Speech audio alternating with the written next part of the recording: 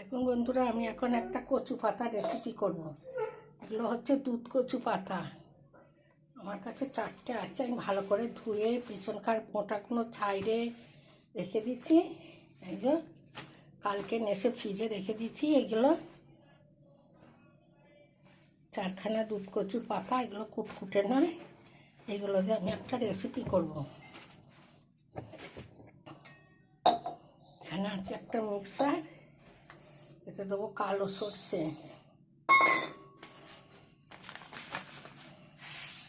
তারপর দেবো সাদা সর্ষে, তারপর দেবো ছেঁড়া কাঁচা লঙ্কা, তারপর দেবো জিরে, তারপর দেবো রসুনটা বেশি দিতে হবে। এই যে রসুন দিয়ে পেস্টটা করে নেব। রসুন অনেকগুলো দিচ্ছি, আর ছেঁড়া কাঁচা লঙ্কা, জিরে আর 2 রকম সর্ষে।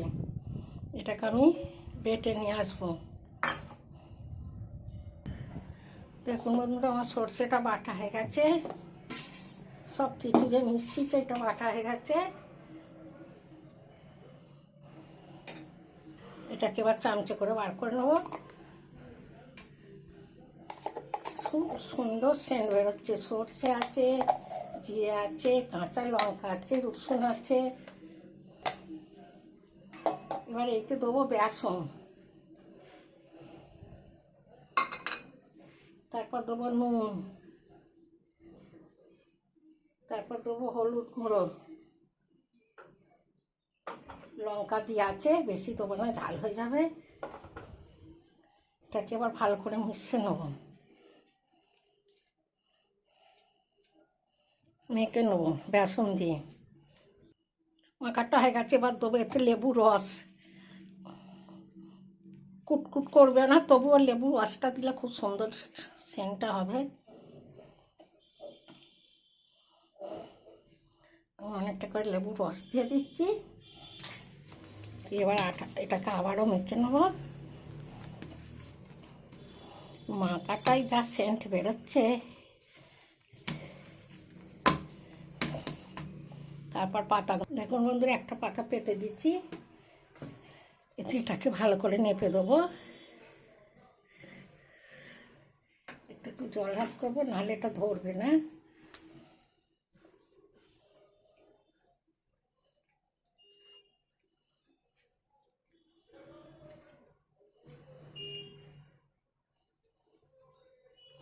ভালো করে করে নিয়ে তারপর আপনাদের একটা পাতা মাখানো হয়ে গেছে। এই যে একটা পাতা মাখানো হয়ে গেছে। আর একটা পাতা এইভাবে এবার দেবো। এই পাতাটাকে এবার এইভাবে দেবো, এদিক করে দেবো। দুটো পাতা এরকম দুদিক করে দিতে হবে। এটাকে এমনি করে দিচ্ছি, এটাকে এবারে এমনি করে দেবো। এটাতেও লাগিয়ে দেবো। আমার জায়গাটা শর্ট, এটাতে ওইভাবে লাগিয়ে দেবো পাতাতে।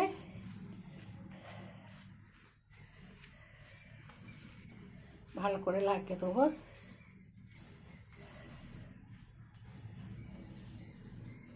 আপনারা দেখতে পাচ্ছেন কি জানি না, আমার ছোট জায়গা।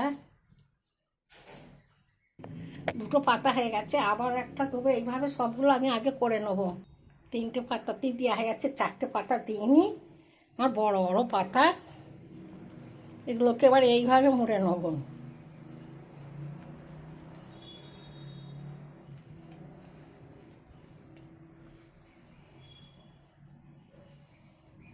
এইভাবে মুড়ে টাইট করে মুড়তে হবে।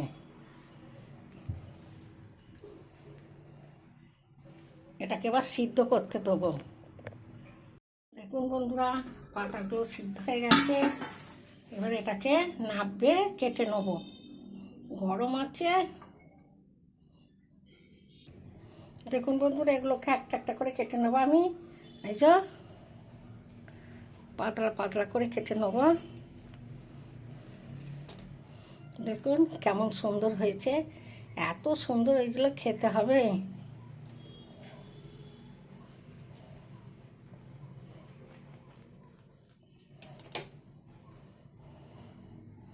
এইভাবে কেটে সবগুলো কেটে নেব, নিয়ে তারপর আমি ভাজবো। দেখুন বন্ধুরা, সব কাটা হয়ে গেছে। চাটুটাও কড়াটাও জেলে দিচ্ছি। এবার আলোটা সইরা সরাতে হবে, আমার সব অন্ধকার এখানে।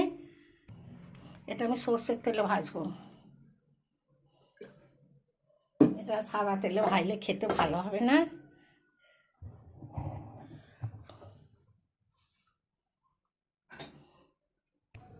তেলটা তেতে গেছে, এবার এগুলো একটা একটা করে দিয়ে দেবো, কাঁচাই খাওয়া হয়ে যাবে। খুব সুন্দর হয়েছে, এতে প্রচুর খাটুনি।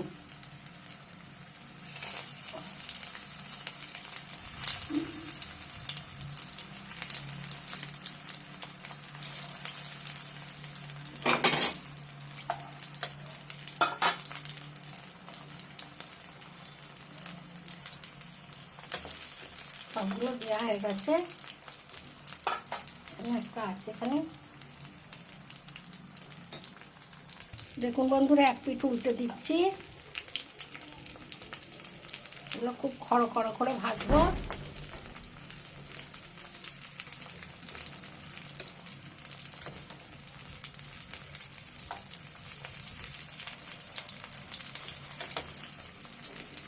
সবগুলো উল্টে দেবো, এক পিঠ ভাজা হয়ে হচ্ছে, আবার এক পিঠ উল্টে দেবো। এবার এগুলো অনেকবারই উল্টে পাল্টে ভাজতে হবে, তবে ভেতর অবধি ভাজবে।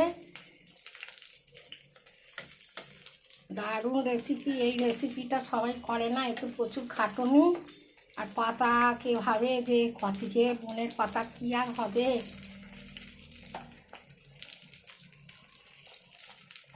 উল্টে পাল্টে ভাজতে হবে।